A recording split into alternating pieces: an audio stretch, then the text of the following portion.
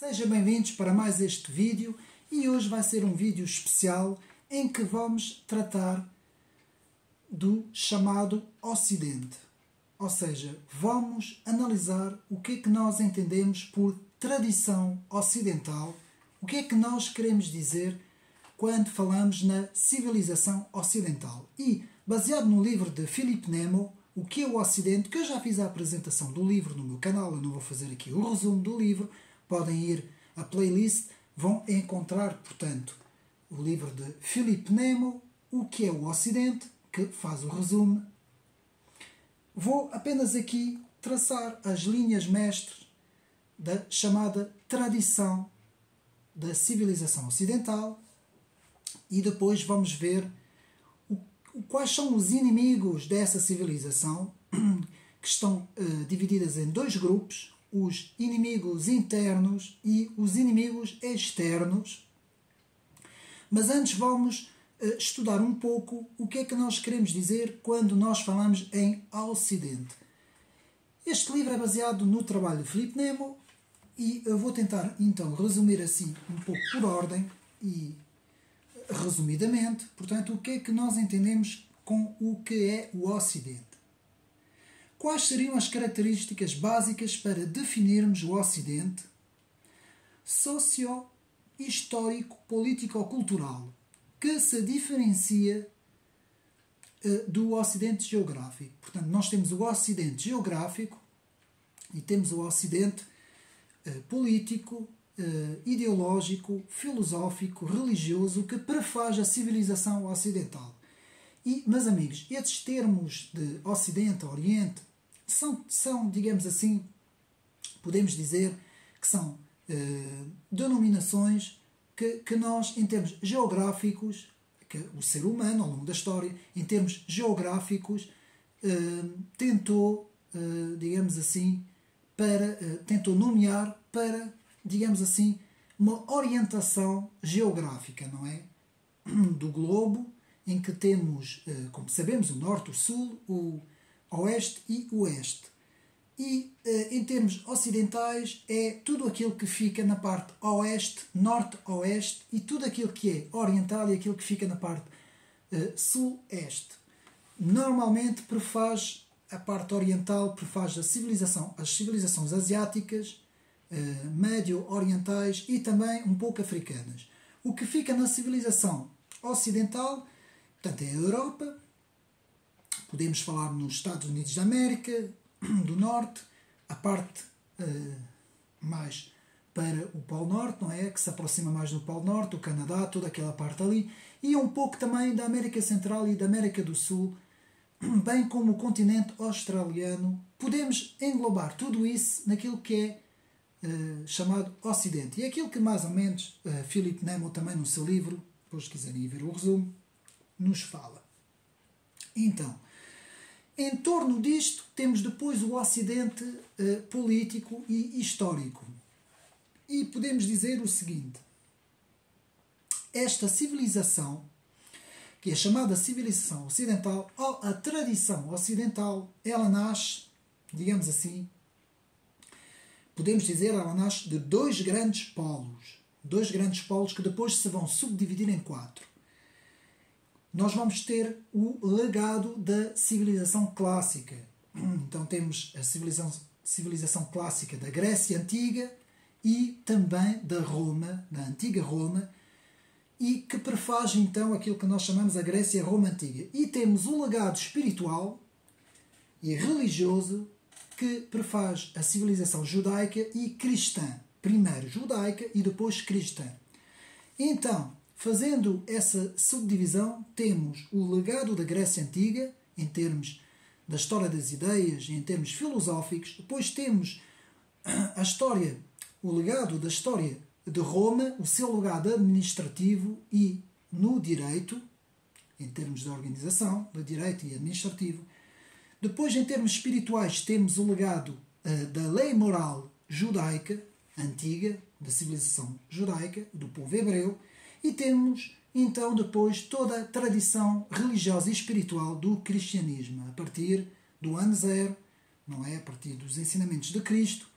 Então, todos esses 4 ramos, a Grécia, Roma, o judaísmo e o cristianismo, prefaz a chamada civilização ocidental. E, meus amigos, eu sei que hoje, no mundo pós-moderno, há muitos intelectuais que querem pôr o islamismo no meio disto tudo. Não. O islamismo, a tradição islâmica, as várias tradições e religiões, porque existe várias, não existe só a religião islâmica principal, a muçulmana, existem também outras tradições, não vamos aqui falar sobre isso, mas, de facto, a comunidade da Ummah muçulmana não se enquadra nesta civilização. Ela sempre foi contrária, inclusive entrou em choque e muitas vezes até em guerra ao longo da história, e portanto não se enquadra aqui, bem como as outras tradições asiáticas, como a China, a Índia, o Japão, os países.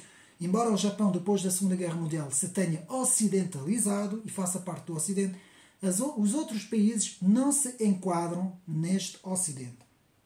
Isto para uma primeira, digamos assim, introdução, uma primeira aproximação à civilização ocidental, à tradição ocidental.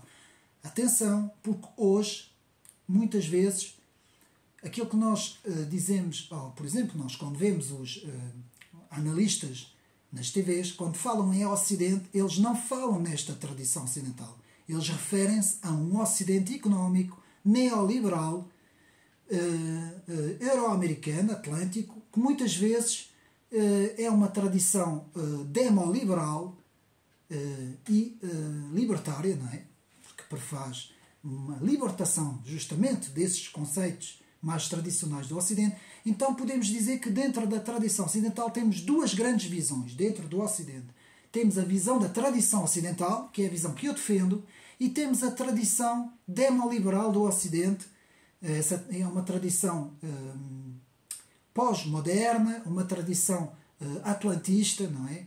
E uma tradição que muitas vezes é religiosa, não é religiosa, e defende valores, digamos assim, mais posicionados à esquerda, mais posicionados, portanto, a valores ateístas, valores de esquerda, e valores liberais, muito liberais, não liberais em termos clássicos, mas sim neoliberais ou pós-liberais, o pós-liberalismo, não é, como eu chamo, e que nada tem a ver com essa tradição ocidental. Então há um choque entre os que defendem uma visão, essa visão que eu vou chamar aqui, para simplificar, a visão demoliberal atlantista, contra a visão tradicionalista da chamada grande tradição ocidental, não é? E nós vamos aqui falar da tradição ocidental, que Filipe Nemo refere no seu livro, e que vamos ver mais ou menos como é que isto se processa. Então, geograficamente, essas 4 culturas desta tradição ocidental cobriram uma parte da Europa, a Ásia Menor, o Norte da África e uma parte do Oriente Médio. Portanto, os cristãos chegaram já no século I até a Índia, onde se desenvolverá uma parte importante desta comunidade cristã. Bom, vamos passar isto. Tudo isso culminou nos grandes descobrimentos do século XV, não é? Do século, digamos assim, sim, do século XVI, desculpa, em que os elementos dessa cultura chegarão, século XV e XVI, sim, porque faz os 2 séculos, chegarão ao Novo Mundo, às Américas. Daí a importância da Europa e dos Estados Unidos. Então, o Ocidente, agora vamos ver a palavra, que é muito interessante. Vem do termo latino occidente, ou occidentis, forma do verbo occido, cujo significado são morrer, cair, portanto, onde o sol se põe. Pôr-se, daí falar-se muito, falando do sol que nasce no início do dia e se põe no fim do dia.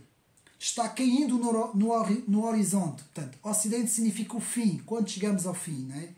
O lugar do qual o sol põe-se é o poente. Ocidente, portanto, é o lugar no qual o sol morre, pondo fim à luz do dia. É interessante isso, esta reflexão, porque quando nós vemos que o sol nasce, em termos simbólicos, não é? Porque sabemos que portanto, o planeta Terra que gira à volta do sol, não é? Portanto, onde o Sol nasce, não é? Que é no Oriente, e onde o Sol se põe, que é no Ocidente, que sempre foram conceitos utilizados pelas civilizações humanas para referirem-se aos pontos geográficos e geoestratégicos e até na própria história das ideias. Isso é muito importante, meus amigos. Então, O Ocidente, do ponto de vista geográfico, é sinónimo de Oeste, que é onde o sol se põe.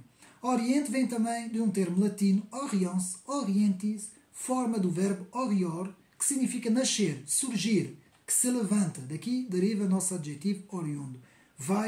Portanto, que vai ao início. Não é? Portanto, o Oriente, então, é o lugar do qual o sol nasce, sendo assim sinónimo do nascimento, do nascente, que é antônimo do poente. Temos o nascente e o poente. Por que será que não dizemos morrente? Não é? Bem interessante também. Palavra que aliás, existe em português. Portanto, assim chegamos à definição destes termos, onde os próprios gregos chamavam o Oriente de lugar onde tudo teria começado. E Ocidente, lugar onde tudo irá acabar. É muito interessante esta visão, porque nós, quando analisamos a história do cristianismo, vemos que o cristianismo faz exatamente este movimento. Ele nasce no Oriente, nas sociedades orientais, médio-orientais, faz um deslocamento pela Ásia, pela Turquia, vai pela Europa, vai até aos Estados Unidos e depois América Latina, América do Sul e depois acaba na África, não é? Faz mesmo uma direção, digamos assim, como o ponteiro do relógio, não é? Faz uma direção que vai do Oriente para o Ocidente. Então, podemos dizer que as noções do Ocidente e Oriente estão em sua origem ligadas ao nascer e ao pôr do sol, como nós vimos, que é a divisão do dia e da noite. Então, vamos agora rapidamente, antes de irmos aos inimigos do Ocidente, da tradição ocidental, não do Ocidente neoliberal, da esquerda atlantista, que eu não vou falar disso hoje. Vamos então ao que Philip Nemo chama de a pergunta: o que é o Ocidente? Para Philip Nemo, a análise da construção histórica dos valores e instituições formadores da civilização ocidental, que, segundo o autor, pode ser definido pelo Estado de Direito, pela democracia, pela liberdade intelectual, pela racionalidade crítica e liberdade de expressão, pela ciência, pela economia, pela propriedade privada, resumindo, portanto, por tudo o que forma o Estado de Direito e as liberdades individuais. Esse traço é único. Ele existe somente na civilização ocidental. Todas as outras civilizações no mundo, não é? Na face da Terra, têm outras características que não a nossa. E estas características vêm desses 4 ramos, desses 4 domínios que eu falei: a tradição grega, a tradição romana, a tradição grega, filosófica grega, a tradição do direito e administrativo do poder romano, a tradição espiritual da lei moral do judaísmo e a tradição espiritual cristã do cristianismo e dos evangelhos. Tudo isso é típico dessa civilização que, principalmente com o nascimento do cristianismo, vai adquirir o Estado de Direito, a democracia, a liberdade de expressão, as liberdades individuais. Meus amigos, isso existe por causa do apelo ao amor que vem do Evangelho.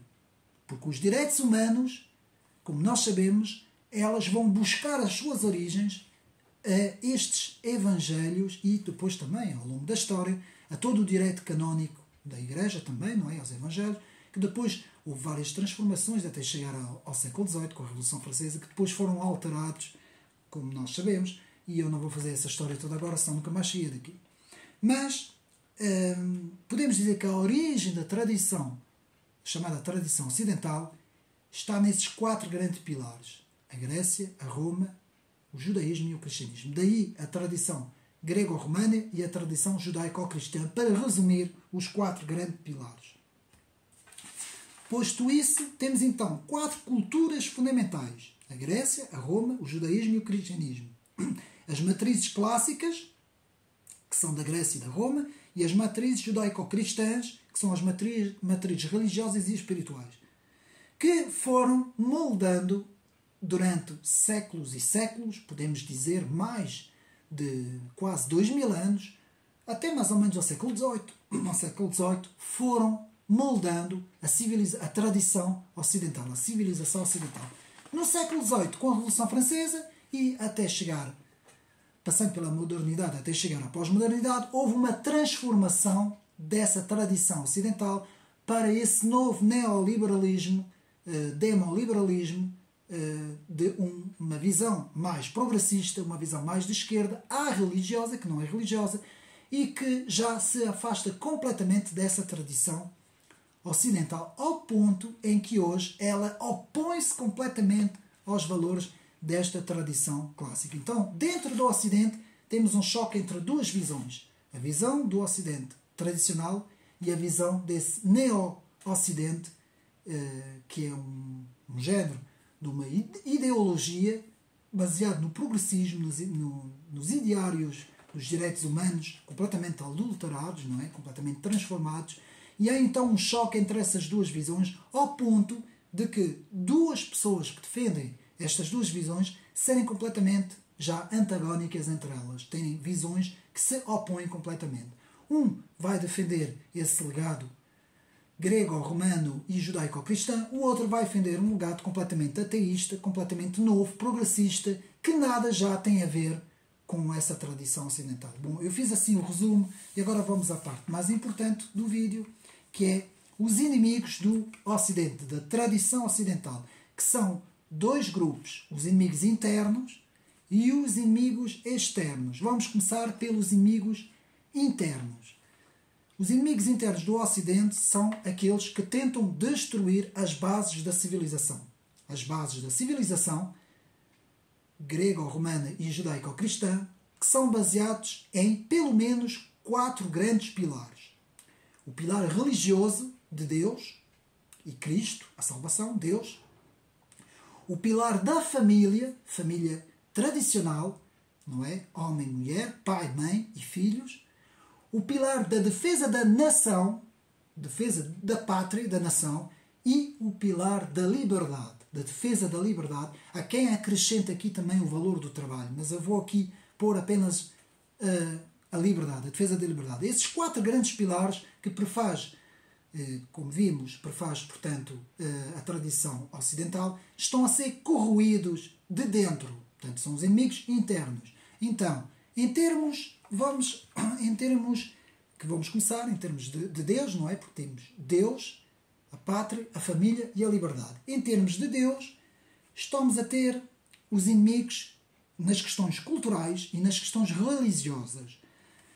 Portanto, e temos os inimigos nas questões sociais e societais. Então, podemos dizer que nas questões culturais temos, digamos assim, digamos assim, como é que eu posso dizer? Todo o aprendizado que está a ser, digamos assim, direcionado nos currículos escolares, não é? Tanto dos ensinos básicos, secundários e académicos, que estão a ser, por dentro, estão a ser, digamos assim, estão a ser incutidos por grandes fundações, pela própria Unesco, que vem, como nós sabemos, das Nações Unidas. Tudo isso, todos estes currículos, tentam justamente destruir as bases que podemos dizer, em termos culturais, da tradição espiritual, a tradição dos Evangelhos, principalmente, e um pouco também da tradição hebraica, não é? Do Antigo Testamento, digamos assim. E também depois temos, em termos religiosos, temos todo esse ecumenismo que vem principalmente no Vaticano II, não é? do Vaticano II, e que tentam, com essa nova visão abraâmica, não é? Da tal família abraâmica, tentam corroer os alicerces da base, que é cristã, não é? Que é evangélica, que é Deus e Cristo. Nada pode ser em relação ao próprio Cristo, não é? Nada pode vir de fora de Cristo. Tudo tem que estar, portanto, em Cristo, em termos espirituais, não é? Então já vimos nas questões culturais e religiosas, e agora vamos ver nas questões societais e sociais, em que também temos aqui uma destruição agora dos valores, dos princípios e valores, que vai atingir também o pilar da família tradicional. E aqui temos muitas ONGs que estão a participar nisto, temos a Open Society de George Soros e temos vários movimentos como o feminismo, o antirracismo, a teoria do género, os movimentos trans, todos esses movimentos, há muitos mais, os Me Too, tudo isso, todos esses movimentos contribuem para corroer as bases da família. Então já vimos Deus, família, e agora vamos então à questão da pátria, que é o terceiro grande elemento. Temos então, na questão da pátria, também temos a destruição das fronteiras, temos, portanto, o fim da tradição histórica das nações, a visão de que a nação é o mal absoluto e o cosmopolitismo e o globalismo seriam os bons, o bem absoluto, não é? Enquanto que sabemos que tudo isso não é nada disso, não é? Aliás, houve um autor que explicou muito bem que a nação é a salvaguarda, a pátria e a nação é a salvaguarda, justamente são os impérios que criam a destruição no mundo, não é? Os impérios, por exemplo, a União Soviética acabou por ser um império, a Revolução Francesa quase que se tornou num império, não é? Depois, com Napoleão, torna-se mesmo um império, não é? Muito engraçado, logo a seguir a Revolução Francesa, que a Revolução Francesa culmina no império de Napoleão. O próprio nacionalsocialismo acaba por querer ser um império no mundo, por conquistar o mundo. Vemos cada vez mais esta União Europeia se transformar numa coisa que nada tem a ver com os povos, não é? Esta Comissão Europeia cada vez mais se aproxima também ela de um império não eleito, não é? Que quer dominar tudo e todos, não é? Este laboratório do globalismo. Então temos nas questões societais e sociais a influência dessas ONGs, a Open Society e toda esta gente que contribui para destruir os alicerces da civilização. Depois temos então, como já vimos Deus, pátria, a família, e agora vamos ver também a questão da liberdade, em que temos as liberdades cada vez mais restritas. Temos cada vez mais o Estado de Direito atacado, as constituições que não são respeitadas, cada vez mais vemos, portanto, que há um controlo absoluto das grandes ETNs, não é? As empresas transnacionais e as multinacionais, que cada vez têm mais poder que os próprios Estados. Não? Os Estados já não são mais essas empresas que obedecem aos Estados, mas sim os Estados que obedecem a essas empresas. E vemos assim uma série de questões que abrangem vários domínios, como por exemplo na questão da saúde, em que vemos grandes multibilionários, pessoas de muito porte, que têm, como por exemplo a própria Fundação Melinda Gates, e que tem uma importância muito grande na OMS, por exemplo, e também nas decisões em termos de saúde, a sua própria influência em relação à União Europeia e tudo isso, todas essas decisões, na própria Big Pharma e na Gavi, não é? Que é a empresa que gera, portanto, aquilo que vocês sabem, que eu não posso dizer. Então depois temos nas questões ambientais, também aí vemos um inimigo que está a querer corroer o sentido dos próprios valores e princípios e condicionar as liberdades, bem como também condicionar o conceito de nação. O conceito espiritual também ele está a ser corroído, dizendo que Deus não existe. Existe sim a própria terra, que é género de um ser humano, não é? A mãe terra, não é? Tudo isso, portanto, representado por todos esses grupos, que normalmente são os grupos detentores da verdade infusa, não é? Daquela verdade que não se pode questionar, o IPCC, o GIEC, tudo isso, ninguém pode questionar esses atores que têm a verdade absoluta. Pois temos no domínio da economia, temos também as grandes empresas, os grandes bancos centrais e as grandes organizações, como o FMI, como a Fed, a Reserva Federal Americana, como também o Banco Central Europeu, todos esses, os bancos centrais também, e também os grandes financeiros e as grandes famílias, Fórum Económico Mundial, as grandes ETCs, que normalmente têm agora um peso muito grande nos ativos financeiros, como a BlackRock, a Vanguard, tudo isso. Toda esta gente, em termos económicos, que também eles estão a minar os princípios e os valores da tradição ocidental. Por fim, temos a indústria do armamento, a indústria militar e todos os interesses que vão com isto, desde a Aliança Atlântica e tudo isso. Temos tudo isso, então podemos resumir que nesses inimigos internos temos muita gente, meus amigos, nas questões sociais, societais, nas questões da saúde, nas questões ambientais, nas questões económicas, nas questões militares, nas questões culturais e religiosas. Temos muita gente que está a tentar destruir os alicerces da civilização. E agora os inimigos externos. Inimigos externos temos continuamos a ter um islamismo radical. Não falo aqui da religião tradicional, falo aqui de uns radicais que tentam impor a sua visão, não é?